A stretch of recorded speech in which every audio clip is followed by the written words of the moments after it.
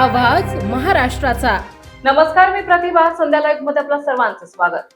महाराष्ट्राच्या राजकीय वर्तुळातून एक अतिशय खळबळजनक वृत्त समोर येत आहे।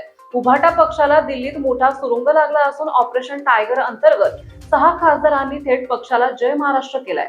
सूत्रांच्या माहितीनुसार लोकसभा अध्यक्षांनी या नवीन गटाला अधिकृत मंजुरी देखील दिली आहे। त्यामुळे हे 6ही बंडखोर खासदार मुख्यमंत्री एकनाथ शिंदेच्या शिवसेनेत सामील होण्याच्या तयारीत आहेत।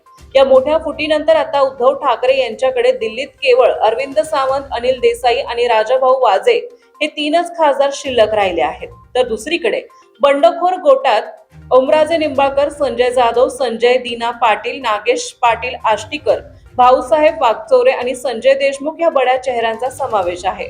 या प्रचंड खळबळीनंतर ठाकरे गट पूर्णपणे आक्रमक झालाय।